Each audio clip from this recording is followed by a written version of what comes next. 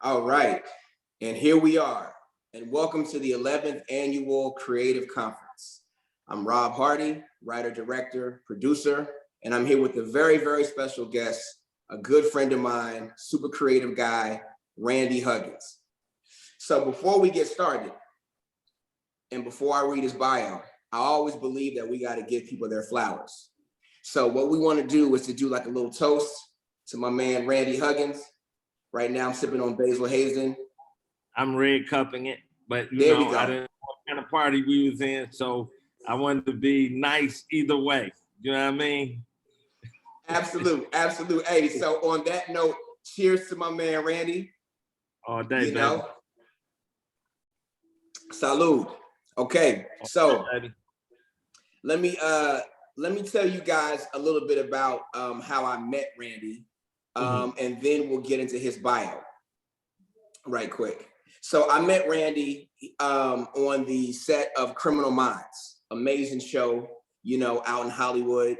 And I was walking, and I'd be going into the production office, and I kept seeing this cool guy, with like the hat, kind of cocked to the side, and I would see him, and you kind of shoot him the "what's up," and you guys do that for a couple of times, and that happened for a few days in a row.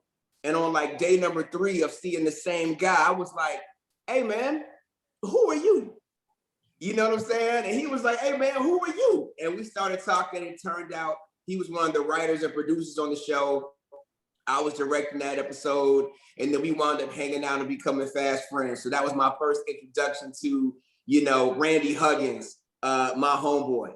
So let me get into his bio right quick. So Randy Huggins. Now I'm going to read this. Randy Huggins is the writer and executive producer of the Black Mafia Family.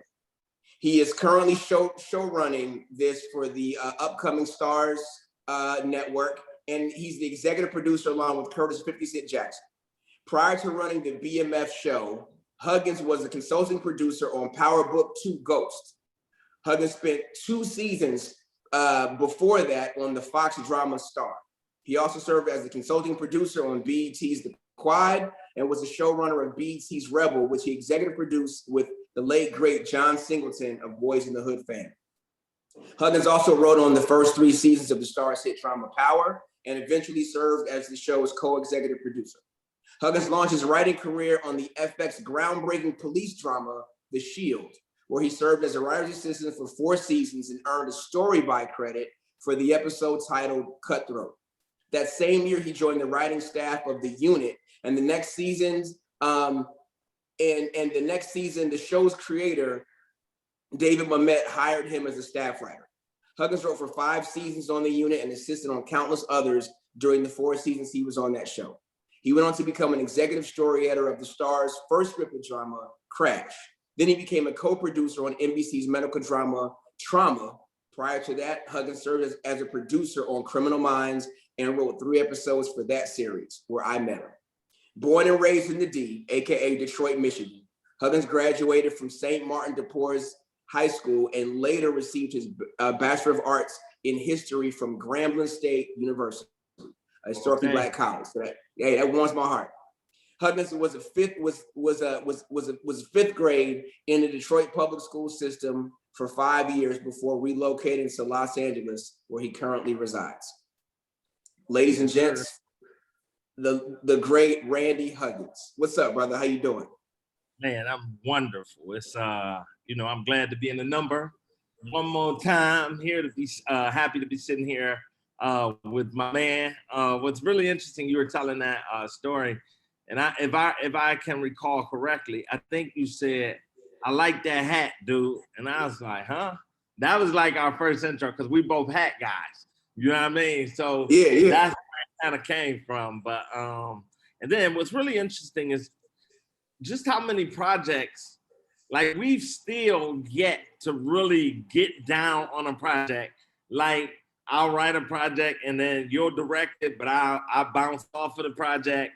Or like, it's just, we never really just get the opportunity to just hang out on set and just do it one-on-one. So I'm really looking forward to that. And I'm really excited. Even when you talk about, like you mentioned, the Quad, you know what I mean? That was the same thing. Like, that was you And then I jumped on it and you were gone. So it was just, it's kind of funny, but I know when that opportunity comes, it's just gonna make it that much sweeter.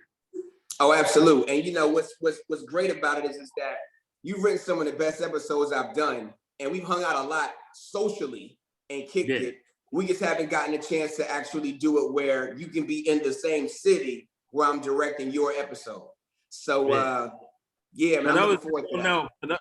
For those that don't know, the last thing we did was the Ghost finale, which I co-wrote with Aisha Hisiano, and Rob directed it. But I was kind of on set with him because we were in the middle of a pandemic. So, you know, I was on like this, on Zoom and on phones, like talking to him through it. And it turned out to be a pretty dynamic episode. I was happy with it. It seems like the public was really happy with it. But yeah, it's just always a pleasure to interact with you. And especially to do it, you know, over this forum where we get to talk and help other people with our ideas, you know what I mean, and our experience. That's fantastic. Absolutely, man. Absolutely. And you know, yeah, it's nothing like those Zoom conference calls in the middle of shooting, you know, where the reception is spotty at best. But you know, yeah, it definitely worked out, man. So listen, man, tell me something. Tell me about, you know, growing up in Detroit. What was that like for you? What was your experience like, your neighborhood, your family? Tell me about that. I mean, for me, growing up in Detroit, at the time in which I grew up in Detroit, it was the best thing ever. I mean, like, Detroit was a very special place. You know what I mean? I was born in 72, so I would say I'm a 70s, 80s kid. And I think what made my experience so awesome in Detroit was that, you know, I really see myself as a real Detroiter, meaning Detroit is separated into two sides, the east and the west side. And people in Detroit can sometimes be like very segregated. Like if you live on the west side, you only go on the west side. Or if you live east, you only go east. Well, what was interesting about my upbringing is that I lived on the west side, but my mother worked on the east side. And, you know, I grew up on the east side. You know what I mean? So I was like reared on the east side, but lived west. So I like to think I had the best of both worlds. You know what I mean? And the other thing that I think was fantastic about me growing up in Detroit, my mother is in the Women's Softball Hall of Fame. You know what I mean? She played on Motown Sisters. Yeah, that was actually the first screenplay that I wrote that I'm still dying to make. You know, because it's like a league of their own for like 1970s Detroit Black female softball team sponsored by Motown Records. It was fascinating. Like, as a matter of fact, my godmother's white. You know what I mean? Yeah. And she's the only white lady on the team who befriended my mom. You know what I mean? It's a dope story. But you know, my mom played softball. And she also coached me all the way in basketball, all the way through 12th grade. You know what I mean? So as a matter of fact, I see the world through sports. You know what I mean? My life, I look at everything in life through sports. So sports was also the thing that kept me out of a lot of riffraff, because when I was coming up in Detroit, we were the murder capital of the world. You know what I mean? And it was dangerous, but I was in the sports and I would be at practice and I would come home and they would say, so-and-so got shot.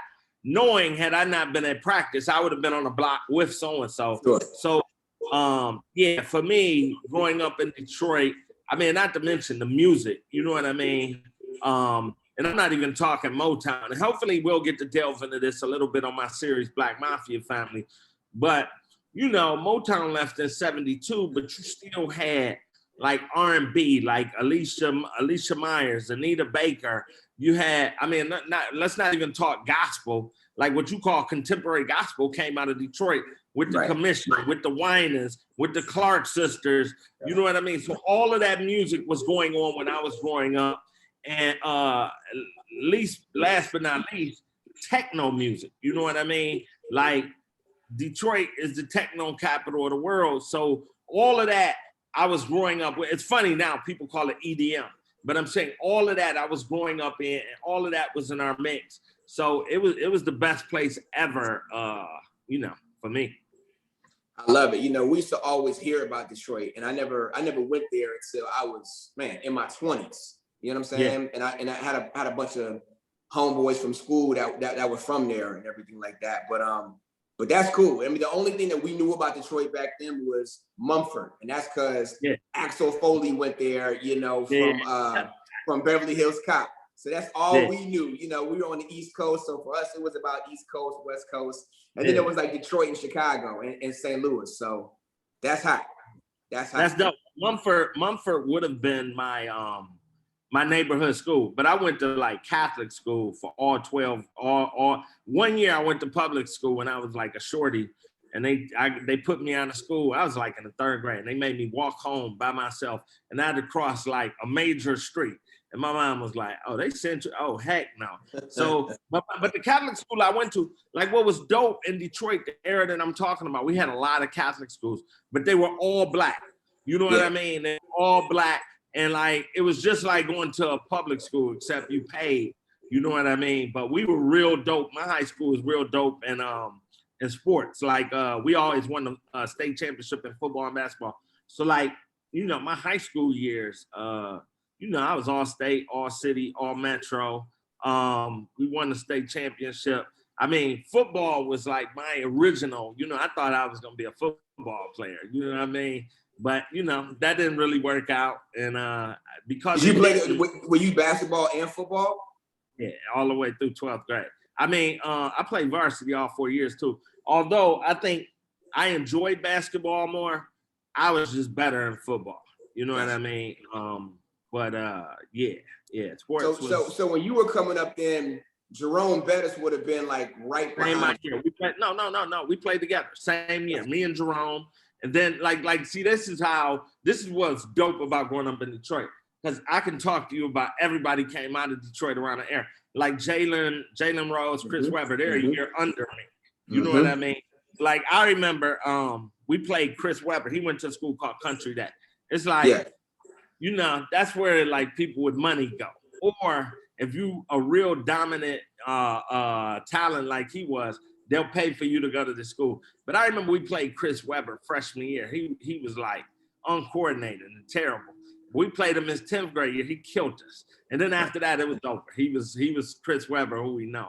So like sports, again, that's how we knew everybody. Even like Steve Smith, Derek Coleman, Anderson Hunt, all of those people, you know what I mean? We grew up idolizing and looking up to. I used to remember still when the Fab Five went to Michigan. And we're the same year. So I came out of high school in 91. So just going to FAMU, they had such just a cultural impact on us. And, you know, one of my homegirls from Chicago was dating Chris Webber's best friend. So, you know, that made her a celebrity at our school just because they were the Fab Five. Look, you know how all that stuff goes, man. So, again, that was my first time hanging out with Detroit dudes. And you know, everybody was real cool. Yeah. So let me ask you this. Go ahead. You said what now? No, I was about to say one thing about Detroiters, as you know, like everybody, you know, shits on our city. So we're probably the most prideful people of like we think our city's top of the line. And I think it is. If you go with a Detroiter, you'll have a wonderful time. People who go to Detroit and say they didn't have a good time, I'm like, you weren't with someone from there. Because if they were from there, they would have directed you to all the right spots you needed to be. See, you know, I respect that because growing up in Philly, it's similar. It's like it's in between New York and DC, so it gets overlooked. So it's like the little bruh, you know what I'm saying, that people overlook. So it makes everybody poke their chest out a lot more. That's the energy I get, you know, when I hear about Detroit. Because we think about the Midwest, a lot of times you just hear Chicago, you know what I'm saying? Yeah. Or maybe the Pistons, you know, when they were the Bad Boys or something like that. But, you know, I definitely respect that energy. For sure. So look, coming out of there, and, you know, how'd you wind up at Grambling University? Well, like my freshman year, I went to Tennessee State. Okay. And so coming out of high school, I had a scholarship. I had a scholarship to a couple colleges in Michigan, like smaller colleges. And I was like, nah, if I'm gonna do that. I just go to a black college and walk on. So I went to Tennessee State. I walked on to Tennessee State, and I got in some trouble. You know what I mean? First time away from home. I was like, oh, ain't nobody gonna wake me up to go to class. You know what I mean? I was like, oh, y'all, wow. You know what I mean? So, like, I have two best friends, like one dude named Cayman and one dude named Vaughn. And just to give you a real quick story about me and them is that Cayman is like a weed head dude who works at the plant. And then Vaughn played in the NFL, is the director of like Parks and Recreation in the city of Chicago. And then it was me. So I floated between the two. So I hang out with this dude, we'll get shot at, and I'm like, oh, this is dangerous. And then I come hang out with him, and we would just stay in the house, and I'm like, this is boring. So I always fluctuated between the two, and I made the mistake of going to college with Cayman. So needless to say, you know, my freshman year in college was tumultuous, you know what I mean? And I came back home, and I was like, all right, I'm gonna take a year off, try to regroup. But then Cayman came back to Detroit and took a year off in Detroit with me. So now we were in Detroit wilding out. It was kind of dangerous. So Grambling played a football game up there that year. That's when they had Steve McNair playing for Alcorn. And yeah, exactly. Alcorn played Grambling in Detroit that year, and I went to the game. And they lit Grambling up. And I was like, this team, sorry, I could go down there and play. So that was literally why I went to Grambling, you know what I mean? And I went there, and what was dope about it was that I got to reinvent myself, you know what I mean? And I didn't know nobody there. So it was really dope. Like our school motto was the place where everybody is somebody, you know what I mean? Mm-hmm. Like Grambling, literally, you could get into Grambling with any, like, Grambling will take a chance on anybody, you know, not to say they had to take a chance on me. My grades weren't that bad, but, right. You know, I went down there, and what was interesting when I got to Grambling, I took a class, a drama class. You know, I didn't know nothing about drama. I'm from Detroit, football athlete, all that. So I took this drama class, Mr. Norman's drama class, and, you know, he asked us to get up and act out a scene. You know what I mean? And I didn't know what a scene was, you know what I mean? And he says, all right, well, just act out something in your life. So I would start acting out what happened like that weekend. And I remember this girl that was in my class, her name was Erica Wright, you know what I mean? And she was like a big time, you know, she was extra with her shit, you know what I mean? She was a fantastic actress. She could sing and all of that. And she used to be like, you lying, I don't know nobody like that dramatic. You need to write a book or do something like that. So I graduated from Grambling, and I went back home, and my homeboy was like, yo, you know, Erica Wright's album out. And Erica Wright, for those that don't know, is Erykah Badu. So she was the first person to tell me that I should start writing from the stories that I would get up and act out in drama class. Wow. That's huge. That is absolutely huge. You know what I'm saying? The fact that you guys were able to have that interaction there, and I believe that everything is divine. And the fact that you went to TSU, you took some time off to go back to that school, Grambling, and be in that place with her, and then you know, with that spark, you know, it going from there. So now let me ask you this. So, you know, you're in the class and you're acting out dramatic stuff, and then she says, hey, you should write a book or do something. Was that what inspired you to pursue writing? Was it something else or somebody else? Or like how did you get into that world? I mean, I think it was mainly the things that happen to me don't happen to other people. Like my life is like one extreme to the other, you know what I mean? And so the stories that I would tell were just that, where it's like, whoa, wow. And then you did that, and then this happened. And ultimately, I graduated with the BA in history, and I returned to Detroit, and I taught 3rd grade and 5th grade for like 5 years in like the lowest socioeconomic neighborhood in Detroit. And, you know, I used to always tell my kids, you can do anything you want to do. You know what I mean? If you put your mind to it. So I'm teaching, I'm coaching a basketball team. I'm working my own mentoring program. I'm working for Young Scholarship Foundation. I'm doing all of this, none of which I wanted to do. You know what I mean? Right. And, you know, I start hearing Erica's voice again. Like, you should write that. You should write a book or put that in a movie, because I don't know nobody's life as dramatic as yours. So, you know, I had myself went to school on a Coleman Young scholarship. Coleman Young was the first Black mayor of Detroit. So I went to college on a scholarship. And, you know, one of the directors there, Pam Jackson, was like, what do you want to do with your life? And I told her I want to write. And she was like, why don't you just go for it? We found this film program in Hollywood called New York Film Academy. You know what I mean? And, you know, it was like $8,000. You know what I mean? It was like a 6 week, like a 6 week film camp. So, you know, I'm a substitute teacher working on this master's to be a permanent full-time teacher with like 6 credits to go. And I'm like, I'm not sure about this. So I found out about the film program. It was like $8,000. So I obviously didn't have that in my bank account. So I wrote a letter to all my family, my friends, and my coworkers, asking them for donations of $100, $250, and $500. And within 3 weeks, I had $10,000. Wow. And a month later, I just hopped in the car and just drove to California. So, yeah. I love it. And well, first of all, man, look, I love that hustle. So now you go to California. You're in the New York Film Academy, and that's the one in Burbank, right? Over by Warner Brothers. Yep. So what was it like for you being in the program, and then once you were finished with the program, what happened? All right, so let me just backtrack just a little bit more.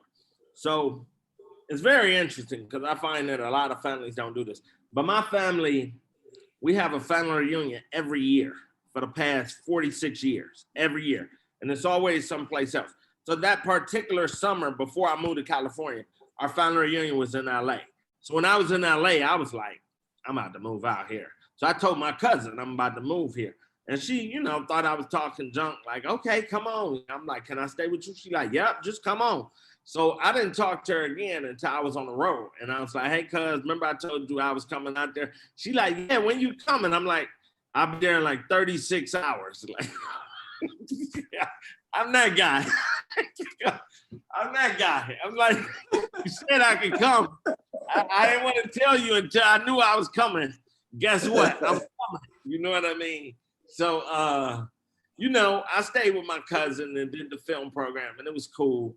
And then, you know, after that, I got a job working at, she lives in North Long Beach. So what was dope, on a clear day, you could take the 91 free. Like when I was in Detroit, you couldn't see the Hollywood sign at all because you were in Detroit. But when I stayed with her, I would take the 91 freeway, and from a distance on a clear day, you could see the Hollywood sign on the hill. And you know, it would take about an hour to drive there. And then I would drive into Hollywood and go to film class. So after that, I started working at Cost Plus, and I was sending out my resumes. Like, it's so crazy. They used to have this book, Black Hollywood Creative, something like that. But it was a book.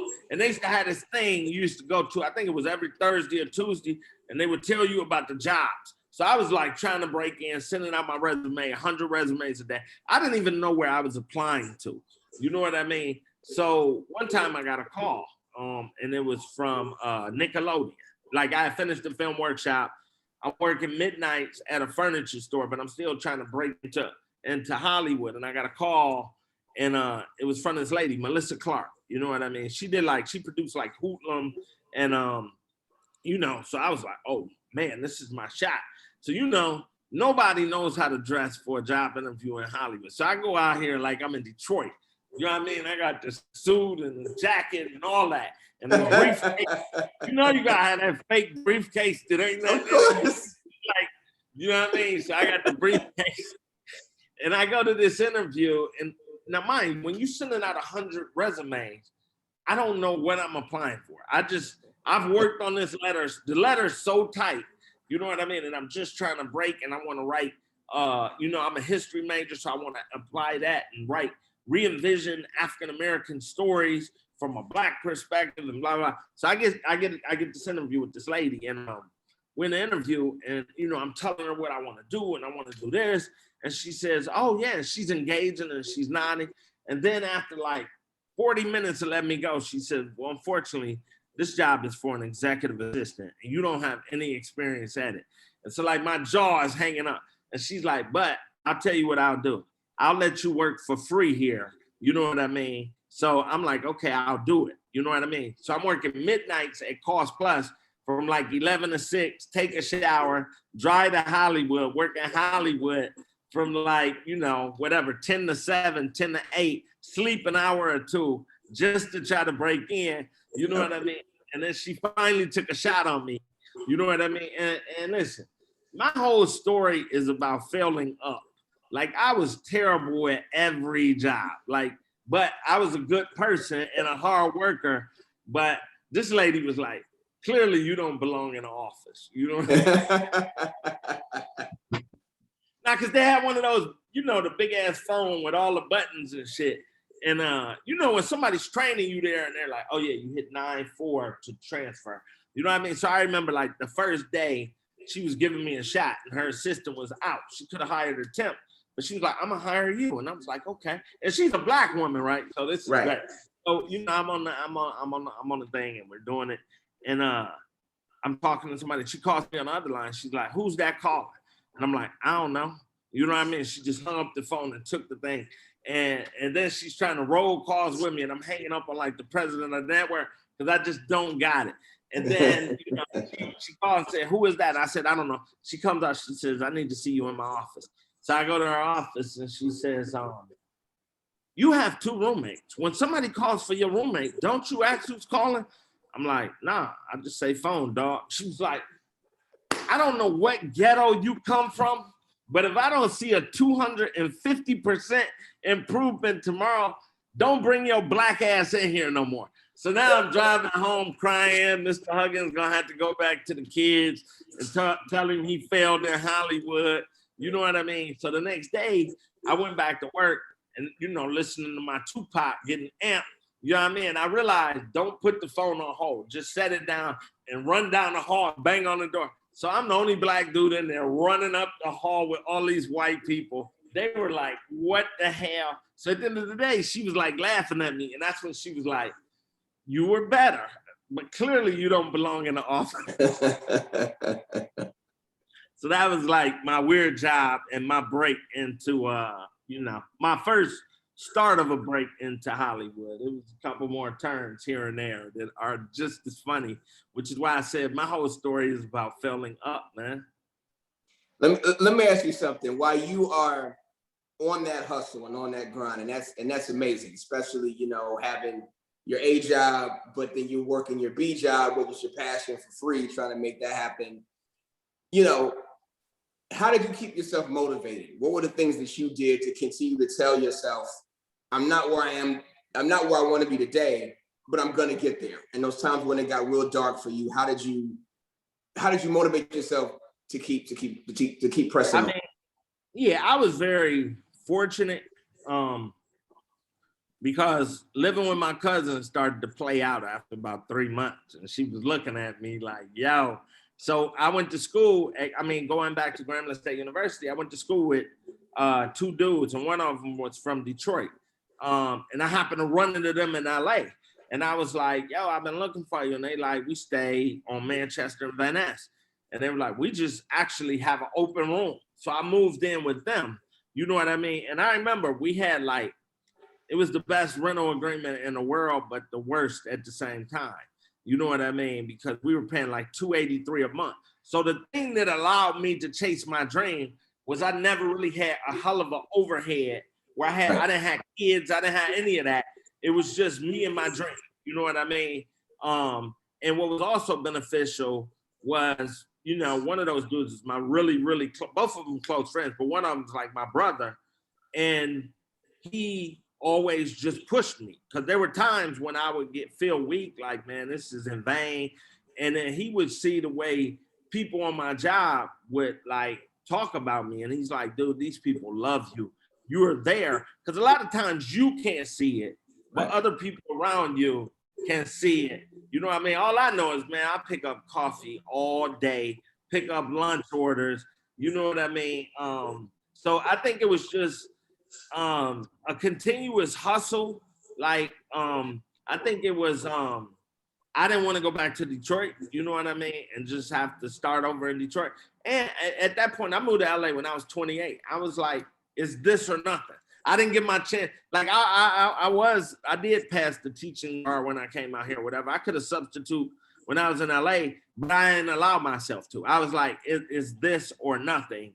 So therefore, I mean, all my eggs, I mean, it's kind of, I guess this is kind of bad because I typically put all my eggs and all my energy into the thing that I'm in. I'm not a guy who can concentrate on 5 different things.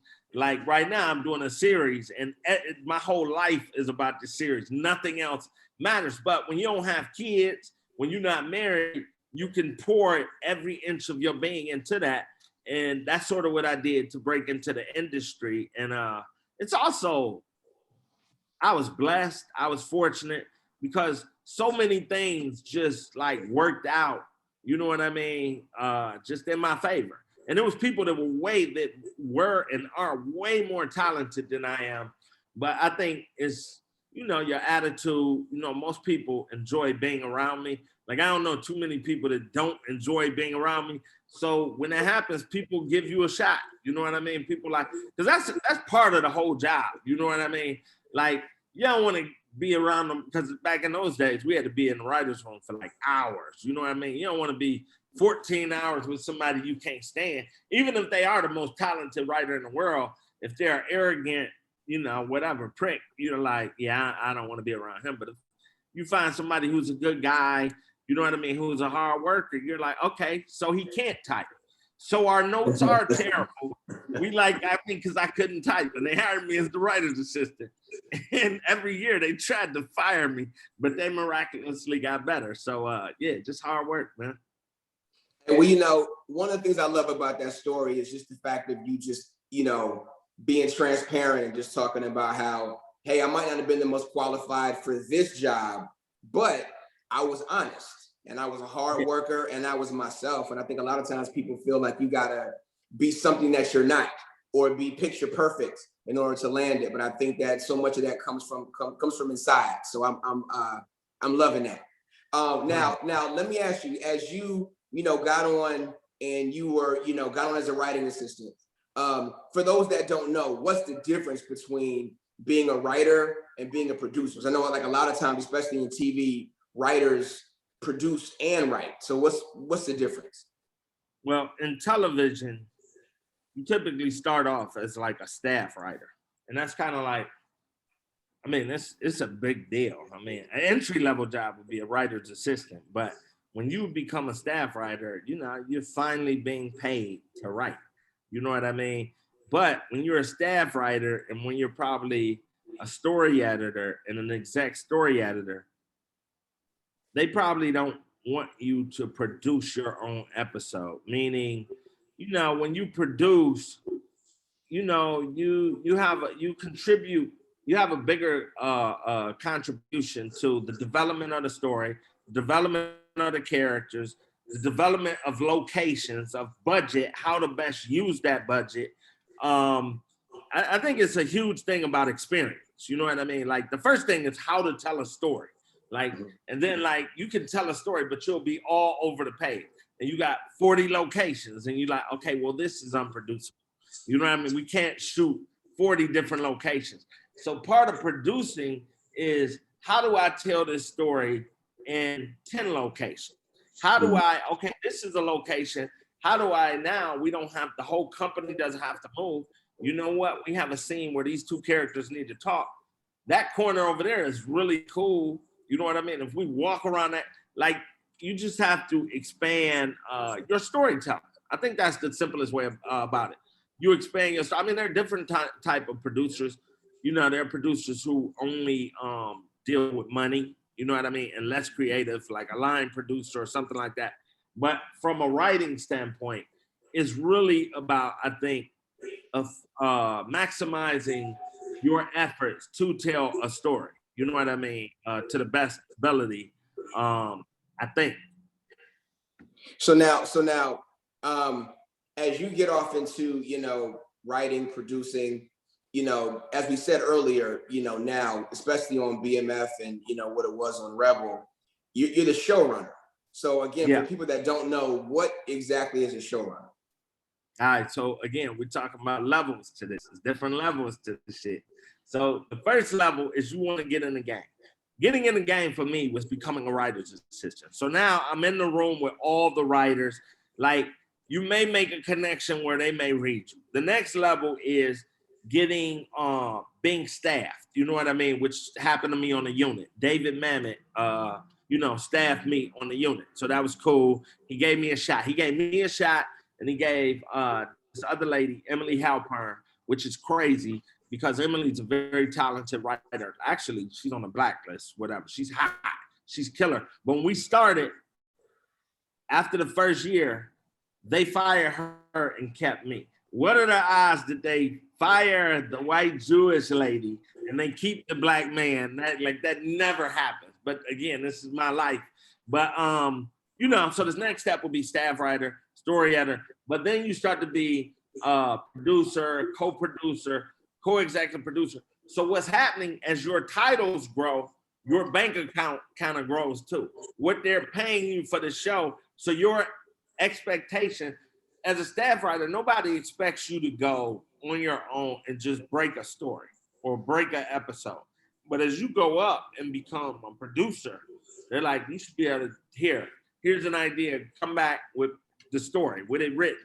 So the higher you go up. So then you become a co-executive producer and then an executive producer. And all executive producers aren't necessarily showrunners, but when you become a showrunner, it's your show. Like, it's you. Like, it's most of the time it's your idea, but even if it's not your idea, you're the person that has come in and pitched the network, or studio, an idea or a concept of how you're gonna run it. You're responsible for that budget to deliver and make that shit dope. You know what I mean? You're in charge of everything from the actors to, the grip to, it's your show. You're at the top of the food chain. So it's an interesting journey to go from just getting in to being responsible for everything. But ultimately, I think most competitive people want that shot. You know what I mean? Because you want to have the ball in your court and tell the story that you want to tell. Now, I will say this. I think that one of the lessons that I've come to realize is that the more power you get, the more you realize you really don't have any. You know what I mean? Because you think I'm gonna be the showrunner and I'm gonna do all this. I'm gonna be the director and I'm gonna direct it like this. But then you still have to compromise and collaborate with people. And then therefore, sometimes you feel like, what am I even doing here? You know what I mean? But ultimately, you have to know how to finagle. And because it's about talking to people, communicating. And you're probably one of the best people I know at doing this. Like, because the way you get actors to do things is like amazing. So I actually was picking up game watching you on Ghost, like, you know what I mean? So yeah. Hey, well, listen, I definitely appreciate that. But look, I hats off to you, just because I can only imagine, and I'm not a showrunner, but I can only imagine that when somebody gives you the keys and says, okay, now you're responsible for it, then that's like its own set of things. And I know, like, when I would see you on Rebel, or even now, with BMF, I don't see you. And before, when you were writing, you know what I'm saying, there was a lot more flexibility and we could hang out and do stuff. But now with signing off on everything and the stories and the casting and decisions, it's like, that's you. Nah, it's 100%. And then also, my story was a little bit different because the 2 times that I've been a showrunner, I've been fortunate enough to, one, I did it with John, and now I'm working with 50. So, it's a blessing. It's a big blessing. But it's also more about that politicking that I was talking about, because when you get a name that big, you know what I mean? What's dope about 50 and what was dope about John is both of them usually, they were smart enough to let you do your thing. Like, they empowered me and are like, go ahead, do your thing. But And every now and by then, John, you're talking about John Singleton, Boys John in the Hood. Yeah, John's Singleton, Boys in the Hood. So John would leave me alone and never try, and he would just every occasionally just come in and throw an idea. Now, a lot of times that idea is so far-fetched where I'm at, or I'm headed this way, and he comes and throws a bomb, but because of our partnership, you try to facilitate his idea.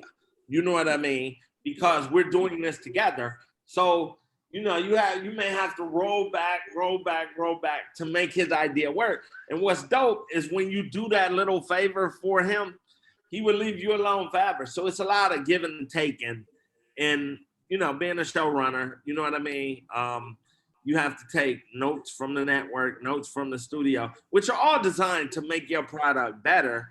And yeah, I mean, as I said, you think you have all the power, but really you don't, because it takes an entire village to make this TV show and make it great. You know what I mean? Now, let me ask you a question about that. Just hanging on John Singleton for a second, because he is John Singleton, an award-winning and a feature guy, and you guys are doing the show together. So when the show goes and you're the showrunner, so it's your baby, your thing, you sign, you're the sign-off person. How was it in the room with the executives when it's you versus John? And God bless him, he's not around anymore, but was it, hey, Randy, showrunner extraordinaire with, the great pen, or do they sometimes look towards John, because he's John? Like, how does that work for you as a showrunner? 100%. I mean, listen, with John, that was John. Even a big portion of this was 50 when we started off on that. I mean, listen, here's the beautiful thing about it. When you have a John Singleton or 50 Cent, there's a lot of red tape you don't have to deal with. Like, if this was just Randy Huggins, it's so much red tape Randy's got to cut through. Like, for instance, they greenlit BMF at the start of the pandemic. Like what show? They weren't even greenlighting shows. They greenlit BMF. And that wasn't because of my idea or what type of writer I was. That was because of Curtis Jackson. I was doing this with Curtis Jackson, and he had already sold them and had such momentum behind it, so that that was great. And it was the same thing when we sold Rebel. Like, the way that happened was so crazy. It was so typical John, though. But like, I was at home and Cheo Coker called me. He's like, "Yo, John looking for you." I'm like, "John who?" He's like, "John Singleton." I'm like, tell him to call me at home. He called me. He talked about the show for like 2 hours. We talked the next day, and he was like, "All right, we pitching the day after that, BET. Show up." So I'm like, are we going to get an outline? Are we going to do whatever? He's like, "No, just meet an hour before." So an hour before, he was like, "So what are you going to say?" And I told him, and he's like, "All right, I'll play off of that." And we went in and sold it in the room. Like, and I was like, oh my God. And we did this to another project that still, the last project he was on, that Tyrese and I are doing with Donald DeLine. But again, John, I think that's about who John is and his vision. Yeah. And, you know what I mean? And even this with 50, again, that's the benefit you have when you have a big name producer coming with you. But as I said, when that happens, there's certain concessions that like you have to make, or you have to be open to. Like, obviously, you don't just want to just be agreeing to everything, but you also can't say no to everything, because it has to be a healthy working relationship. So like, and sometimes you're right and sometimes they're right. You know what I mean? And it's sort of hard to tell when, but you just go with your gut. But yeah, it's a benefit to having powerful people, doing a show with powerful people. And so, and look, shout out to 50 Cent, because he is the guy and the whole G Unit, squad over there, Anil and everybody. So big fans of theirs. And 50 has a really great business mind, and he's really creative. So how is that for you? Like, looking at 50's particular, when you come on board, of a fast moving train, like BMF, and you're working with, a really, really powerful and well-known guy, 50, who has, a lot of great and creative ideas as far as how to market stuff. how do you within, I guess, like this whole tsunami of all of that, still keep your focus as a showrunner, just on the day-to-day of making sure that everything comes together how you need it to as a showrunner? How do you go about that? Yeah, it's tough. I mean, you take each situation, you know, on its own. I mean, like, one of the things about 50 though, he sees things before other people do. And he definitely sees things before I do. Because even when you talk about casting the show, you know what I mean? He saw Little Meech. I didn't see Little Meech as Meech. You know what I mean? He saw that. Like, that was one of the things that I was like, I'm not really sure. I don't see it. Nope, nope, nope. But he was absolutely correct. I mean, and he put the guy in school for a year with Tasha. And then, you know what I mean? As luck would have it, Tasha wound up directing the pilot. So now you got the person that's been, so who could have saw all of that? You know what I mean? He did. You know what I mean? And I'll give it even another one is that recently we had a role, Pastor Swift on BMF. And, you know, we were in the writers' room. We were like, oh, this would be a great part for 50. And 50, this will be it. He don't have to play a gangster. He don't have to play none of that. This would be a great role. And 50 was like, yeah, I'm not acting in it. He's like, people get mad because they say I'm taking all the roles. So I want somebody else to have an opportunity. So he was pitching me all these people. And I was like, no, no, no. And then he pitched me Snoop. You know what I mean? And I was like, hell no. Nobody. Snoop is so iconic. Nobody will ever be able to see him outside of Snoop. And our show takes place in 1986. And I'm like, what are we gonna do about his dreads? They come down to dang near his butt. Like, people didn't wear dreads in Detroit. So I didn't see it. And then, but again, there's certain, you know, compromises you have to make. And then Snoop called and was like, I wanna do it. So when 50 Cent wants Snoop Dogg, and Snoop Dogg wants to play the role, who am I to play? You know what I mean? So, you know what I mean? I backed up and let him do it. And we shot with Snoop last week. And I have to tell you, he was fantastic. And shout out to my hair department, Missy, because she came up with this afro to put his hair in. So he looks like 1986 Detroit.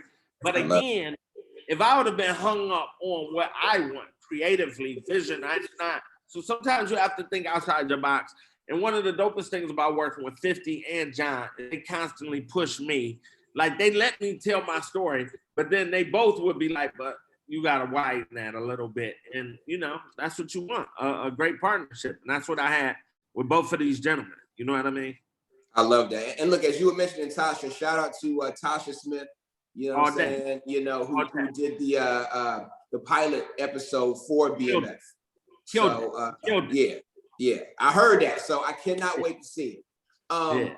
So let me ask you a question. So, you know, you working with all these dynamic people, John Singleton, 50 Cent, you know, to say the least, you know, others.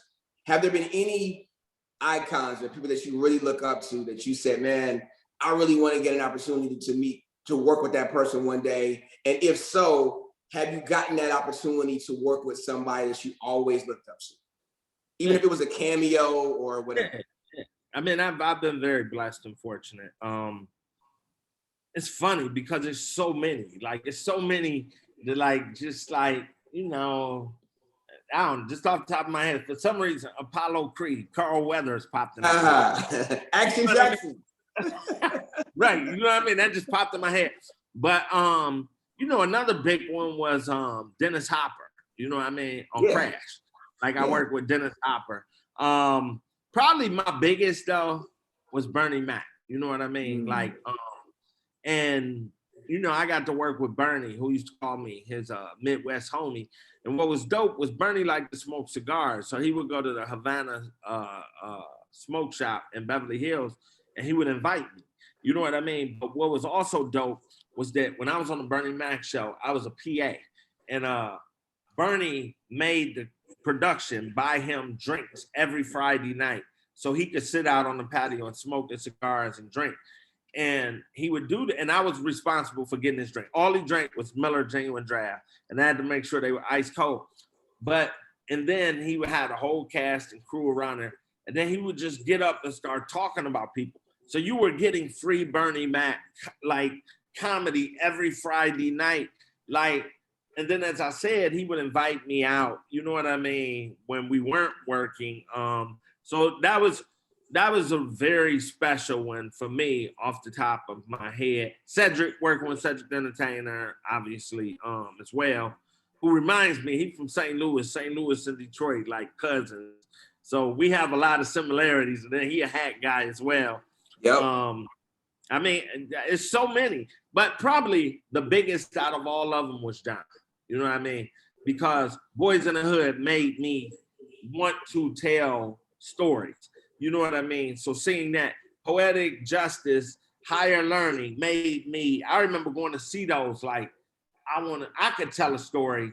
I want to tell my story, and I want to tell the Detroit story. So now when you look at it and you fast forward, like I'm about to tell the Detroit story. You know what I mean? So John inspired me, and then I got the opportunity to work hand in hand with him on Rebel. And I remember one night we were working on the pilot. We had to turn it in the next day. And like, I didn't even have a writing staff. It was me, John, and Robin.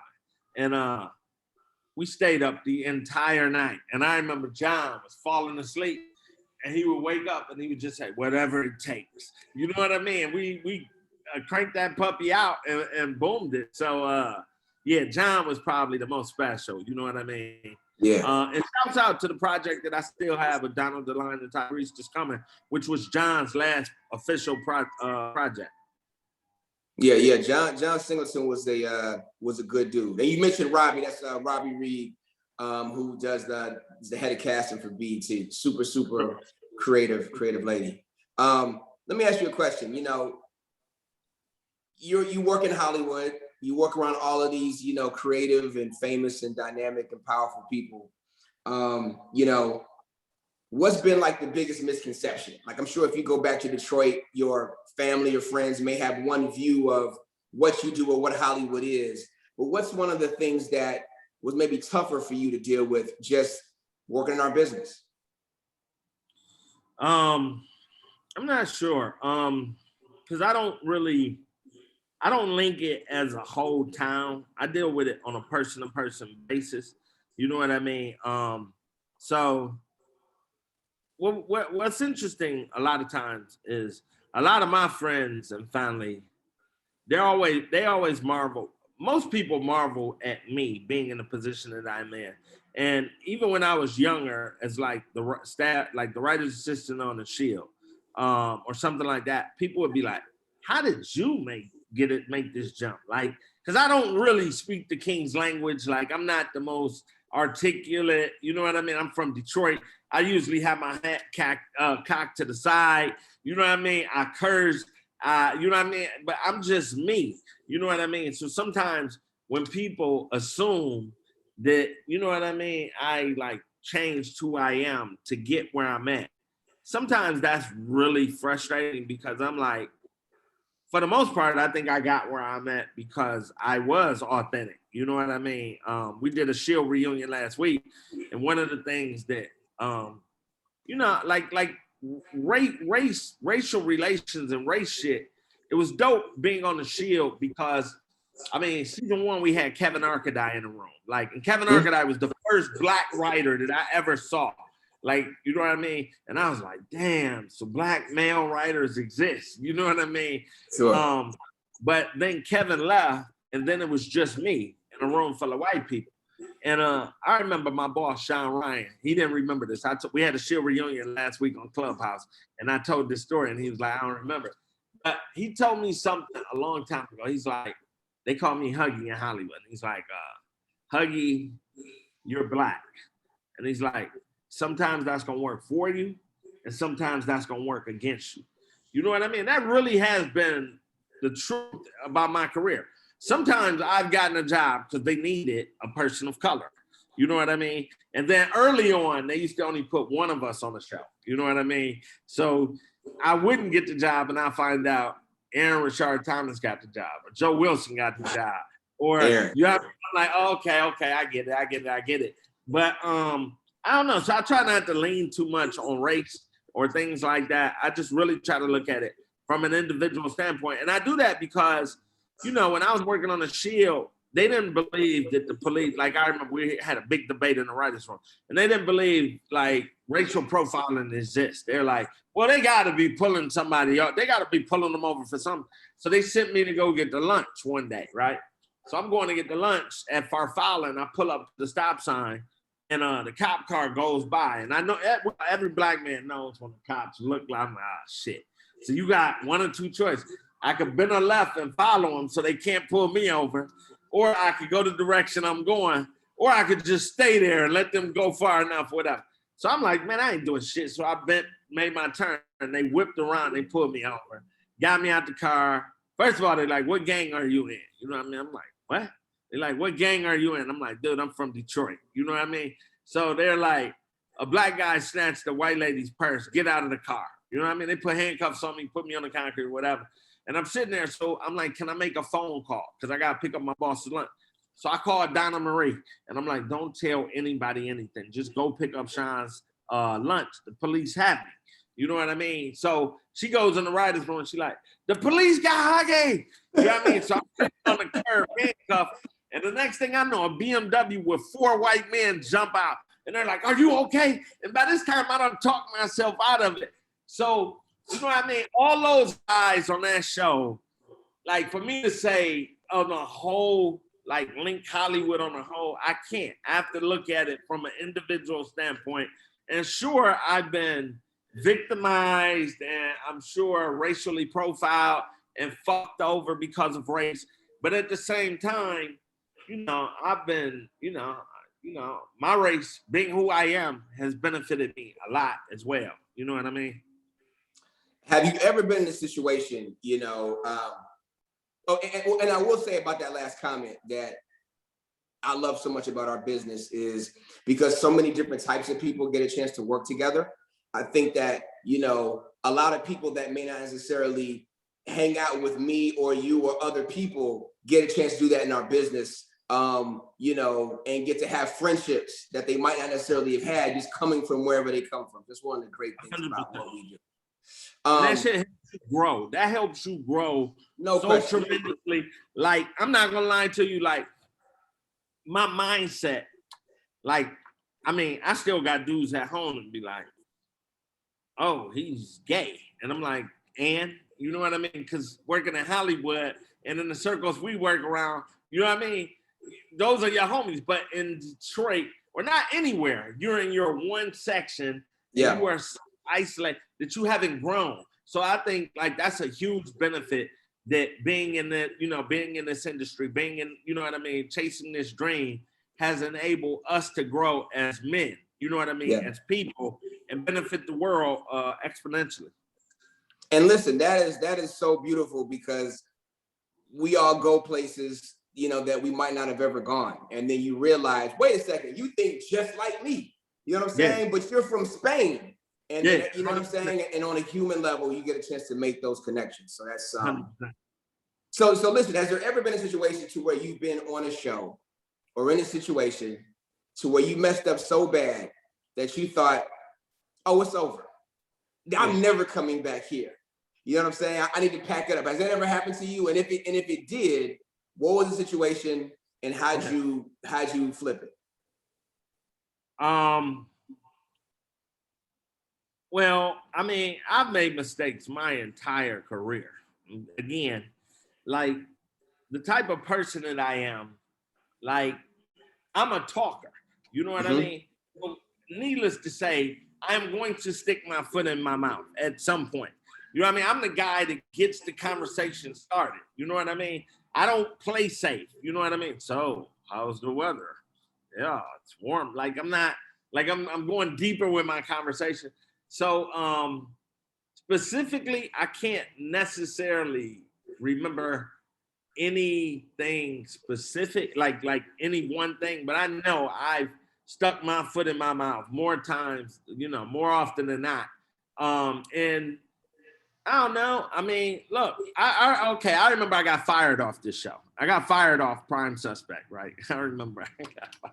I was in the writer's room. I was a young writer, and we were breaking a story, and I had a different, I didn't even know. I mean, I knew the hierarchy from growing up on the Shield and all of that, but I raised my hand and I brought up a point. And like, you know, a couple writers supported me. You know what I mean? Now, this is going against the showrunner's vision. But I was like, but isn't this a better story? You know what I mean? And they were like, yeah. And they were like, okay, pitch it. And I pitched it. And then the number 2 guy was like, eh. And then, but people were still like, keep pitching it. So I remember when she came in, they were like, pitch it. And I pitched it confidently or whatever. And, you know, she just looked at me. And like, I turned my draft in, but once that happened, she had circled me. So if my draft wasn't an A++, I was gone. If my draft wasn't an A++. And you know, when you get fired and they say to you, hey, just don't come in the office no more. Just stay away. We're gonna pay you. Like, from being a people person who was the life of the party, and they like, don't come in, we're gonna pay you. I'm like, damn. You don't like me that much? You're gonna pay me the rest of the year to just stay away from you? So yeah, that kind of affected me. But again, that was me speaking out, not holding my tongue. I believe something. You know what I mean? And yeah, I probably was wrong presenting it. But looking back on it now, I don't know. It taught me how to navigate this, you know, these treacherous waters a little bit better.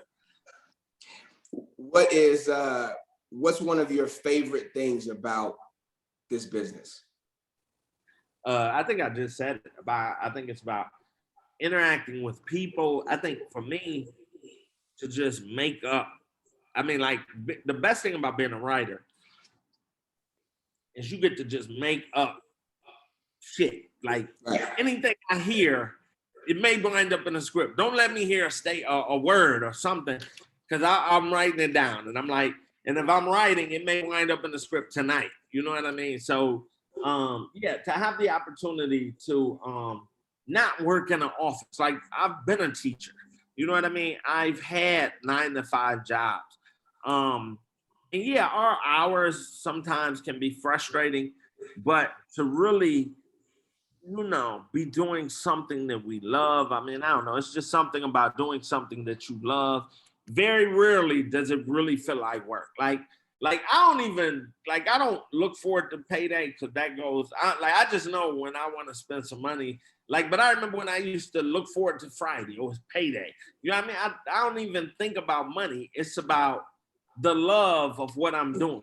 You know what I mean? It's not, I mean, I don't know if I would do it for free. I mean, but I might.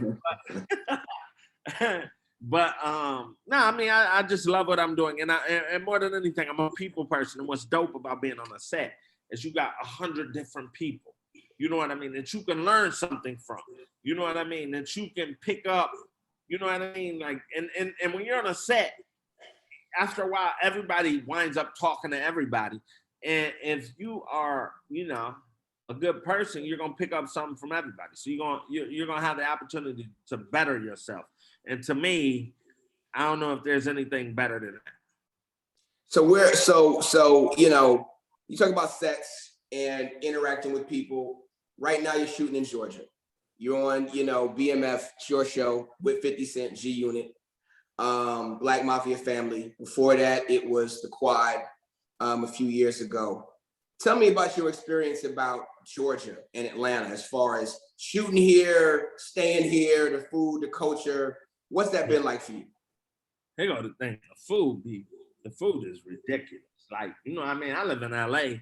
Like, you got to watch your numbers when you come down here, man. You be like, you be eating so much stuff. You like, man, why am I sweating? Like, what is my blood pressure? Like, the tea, you got to be like, can I have half sweet and half unsweet?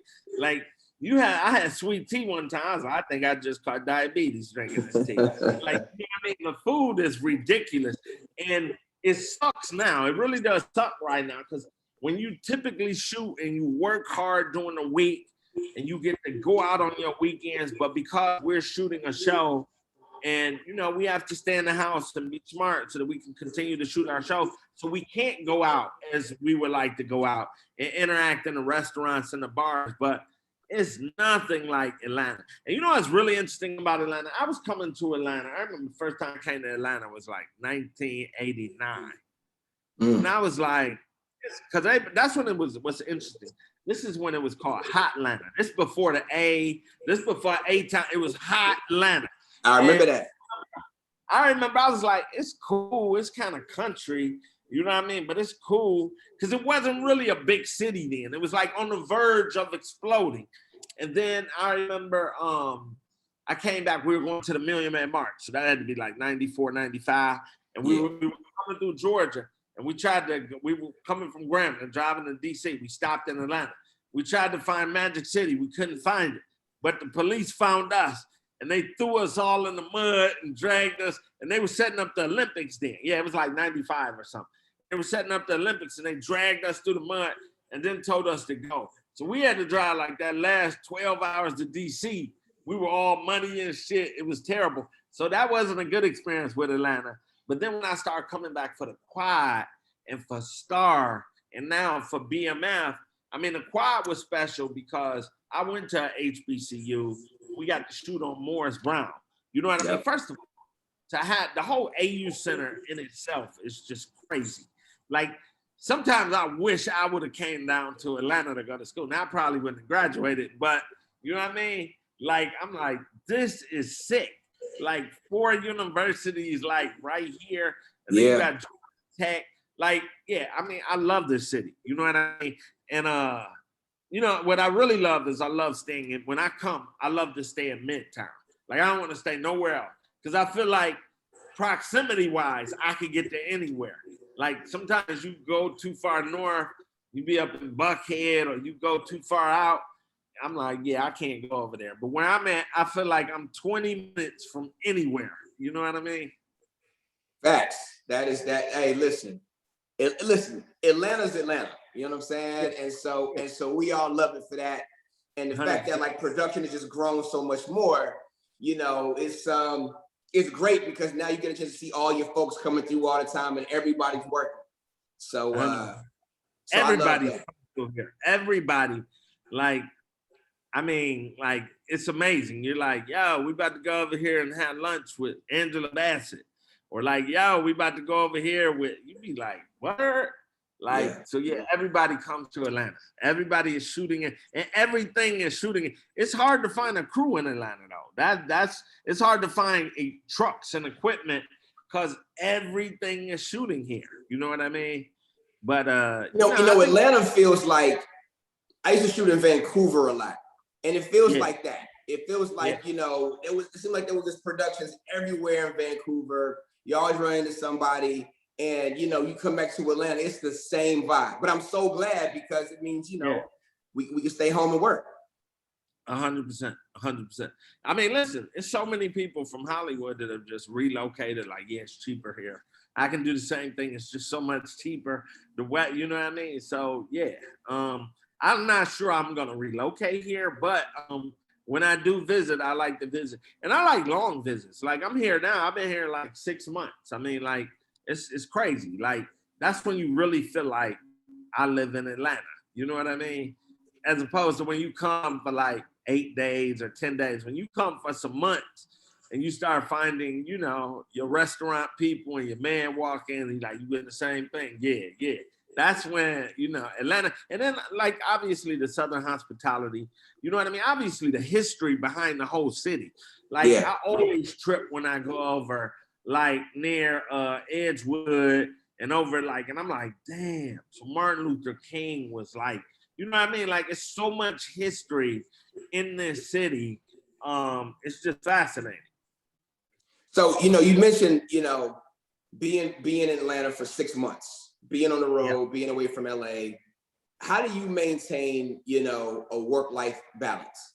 How do you do that? I'm not sure I do. I mean, I just do what I gotta do. I mean, when I get off the phone with you, I'm gonna put out a script for this concept meeting tomorrow. So, I mean, I don't know. I mean, ideally, you would say well, you gotta spend your time on Saturday so that you're not cramming on Sunday. I mean, at this point, you do what you gotta do. You know what I mean? Whether Yeah. that means staying up late, whether that means you do what you gotta do. But being here, typically, I mean, this is different, being here during the pandemic. You know what I mean? Because I can't go out. But when I used to come to Atlanta, man, and I'm talking about we would work and we would play just as hard as we work, man. I mean, like it was the greatest place on earth. But it's different now. You know what I mean? But that's cool too. Listening to you and seeing what you do, I'm sure there's a lot of people that are like, man, I relate to, Randy and his journey. What advice would you have to other people, that are trying to break in and trying to, follow in your footsteps and trying to pursue their dream?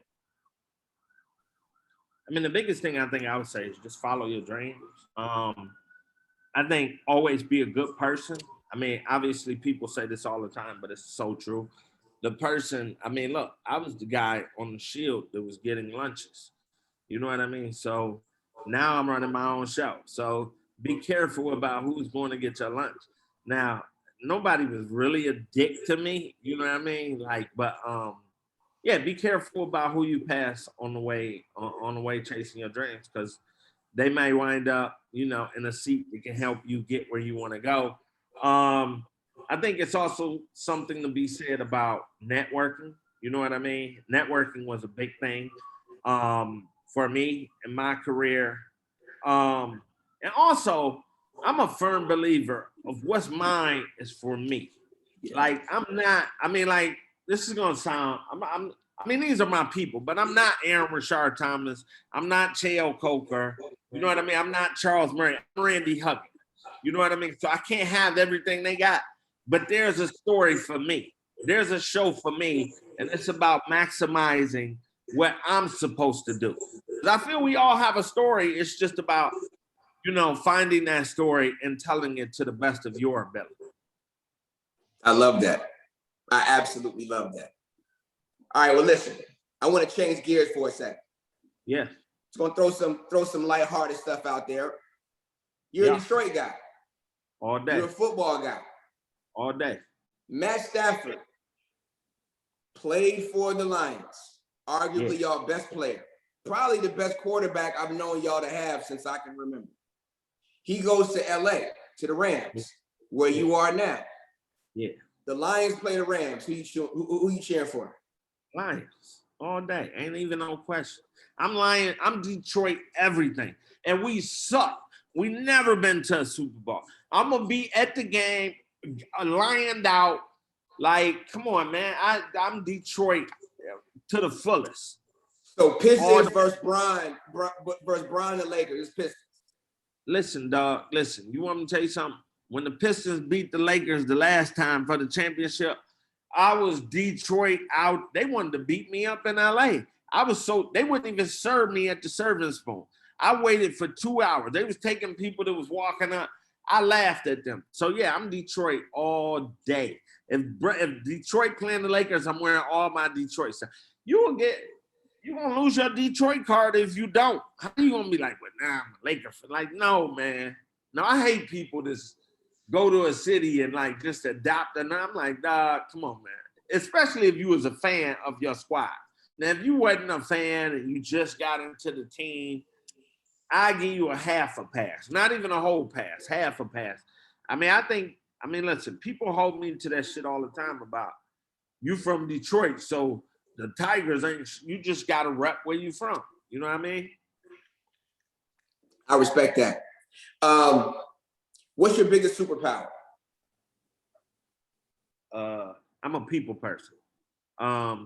So my ability to motivate, inspire. I mean, I'll say it on this. I mean, listen, I see the world through sport. So I've never played a sport where I wasn't trying to win a championship.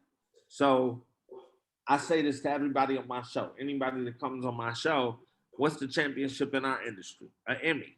So if you ain't trying to get an Emmy on BMF, you're probably on the wrong show. So you know off the top what we going for, because there are gonna be bad days and slow days and days when you don't feel like working. But if you remember what we working for, that will allow you to push through a little more easily. Like, because it's gonna be tough. You know what I mean? So yeah, my ability to motivate people, my ability, because I like to have fun too. I like to laugh. I like to joke. Like, I'm a prankster at work. Like, that's crazy when your boss is the prankster, like knocking on people's doors and running.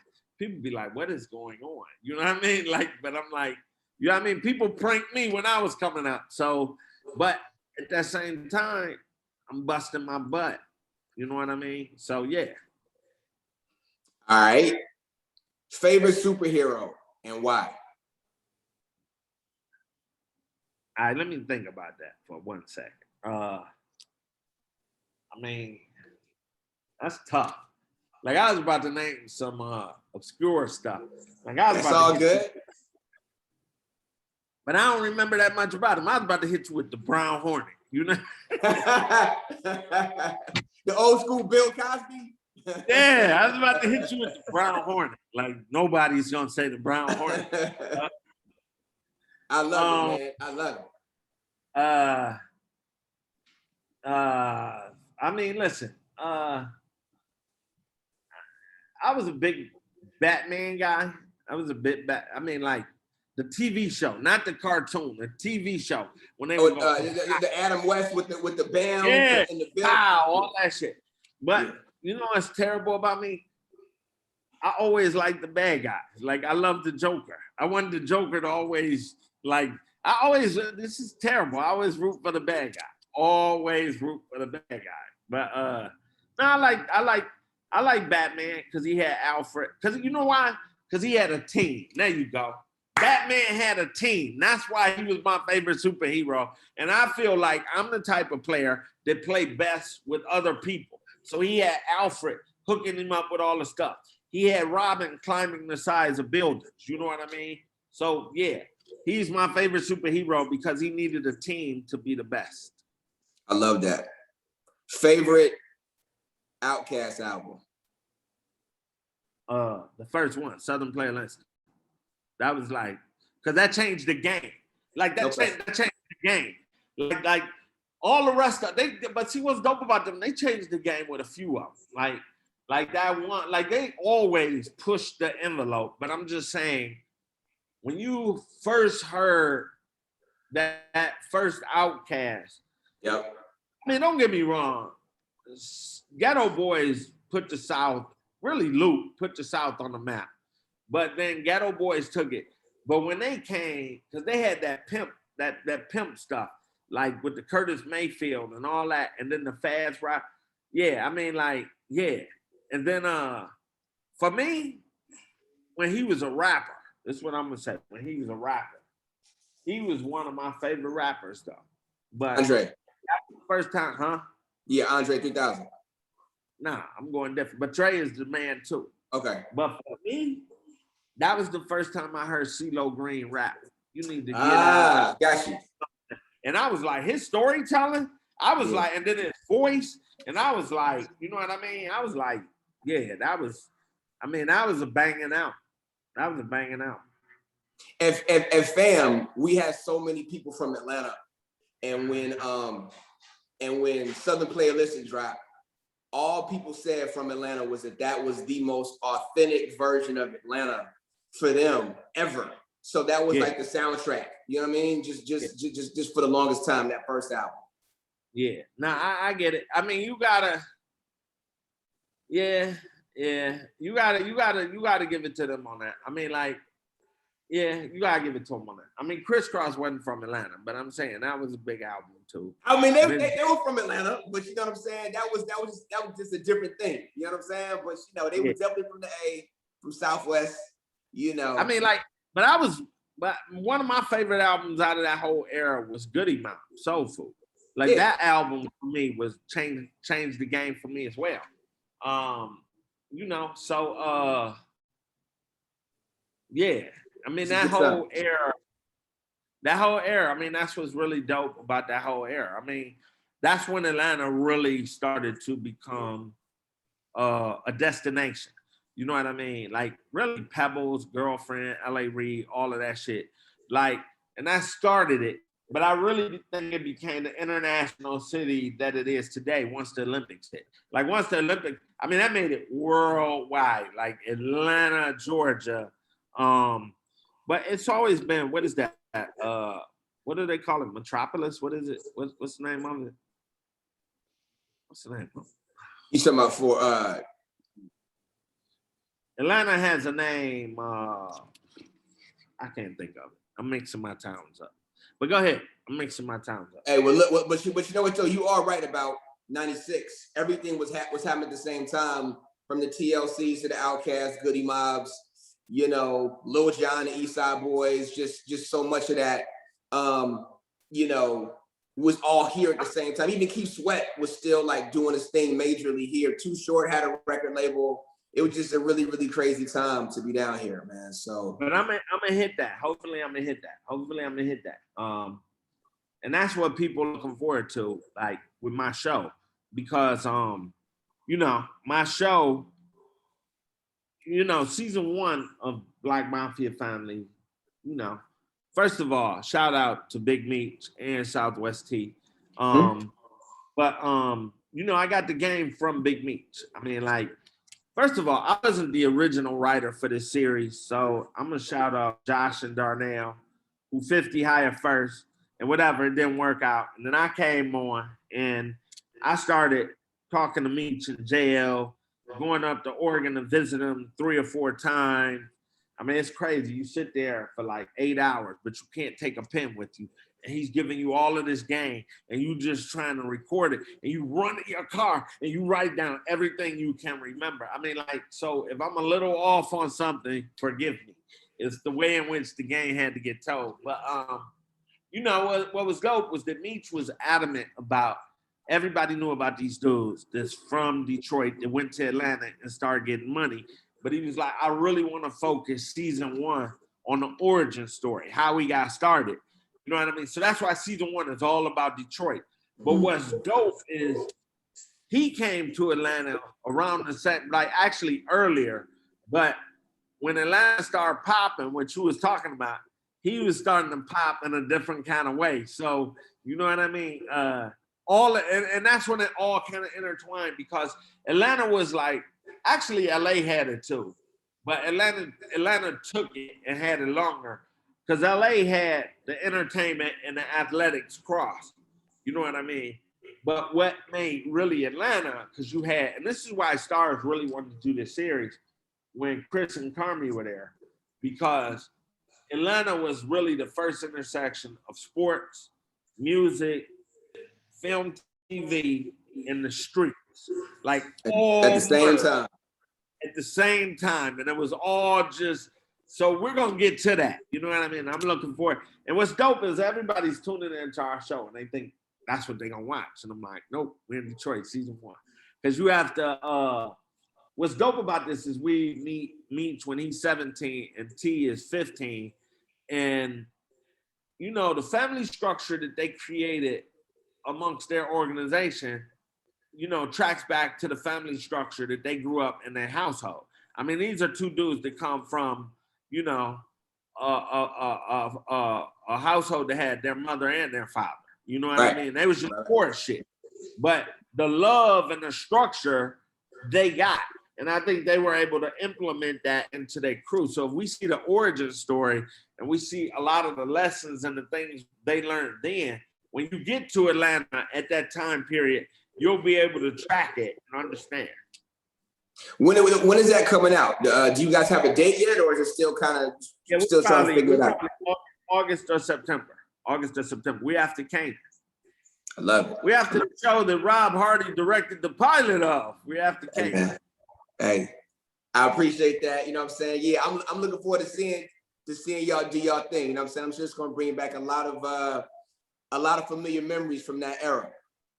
You know? Yeah, it's gonna and it's dope that Terry's home now, and hopefully Meech will be home soon. You know, when we start to get into that era, you know what I mean? So we can nail that and be a little bit more specific to the streets.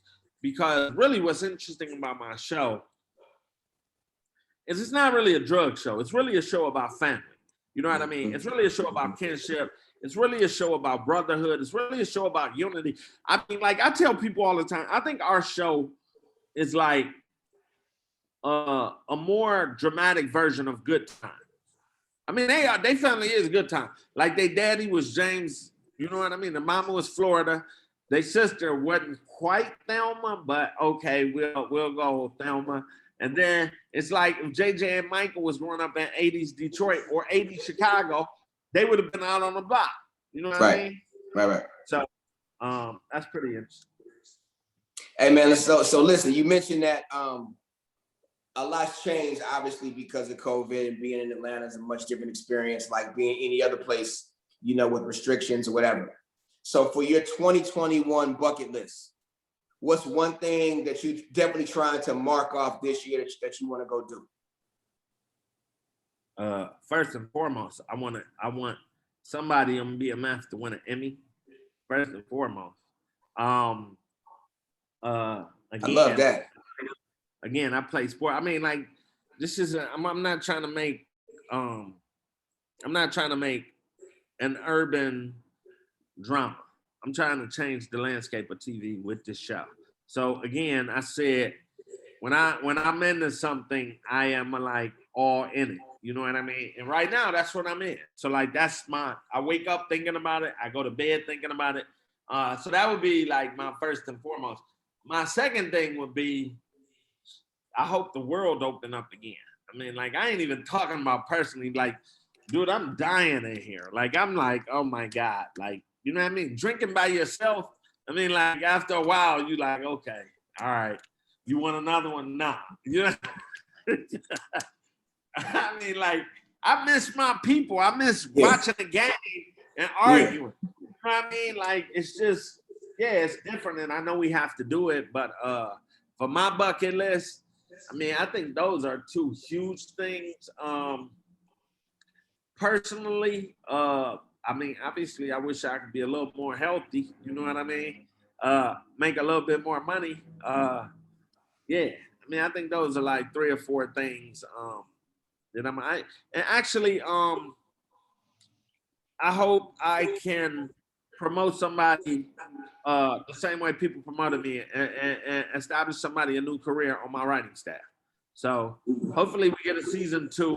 And then if we get a season 2, I can promote one of my assistants to a writer and give the next generation an opportunity to, you know, continue the same journey that I'm on. I love that, man. That's love, man. Well, listen, before we do this final toast, are there any parting words that you want to tell everybody out there? I would probably say just try to be a good person. You know what I mean? I mean, like, just be a good person. I think work hard.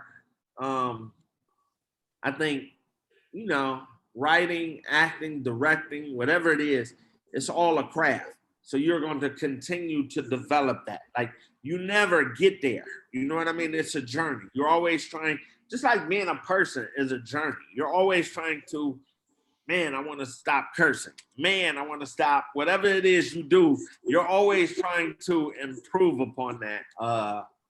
So I think, just try to continue to be better. I think that would be my parting words. Just be better. You know what? I was talking to my boy today, and he's got a company, Ronnie Austin. He's got a company, and the name of his company is called Go Be Great on Purpose. So my parting words would be that to whoever, go be great on purpose. Hey, that says everything. That says everything to me about you, which I've already known. Again, like I told you before, I believe in giving people their flowers, and just you've always been a dude, you know, that I've always respected, and you've been a lot of fun.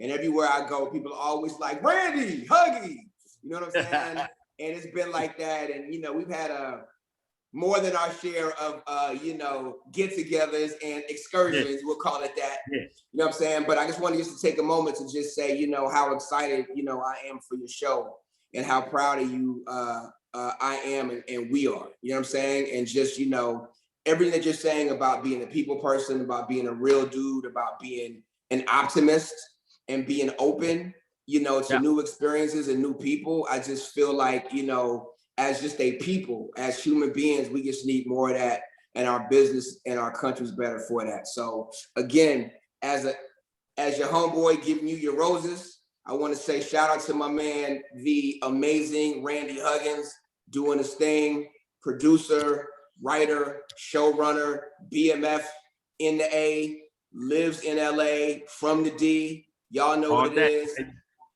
So listen, cheers to you, my man. Cheers to you. All day, baby. You already know. Hey, so listen, everybody out there. This is your boy Rob Hardy with the great Randy Huggins for the 11th Annual Creative Conference. And shout out to the great Linda Burns for inviting me and inviting Randy to spend time with y'all. And we hope to do it again soon.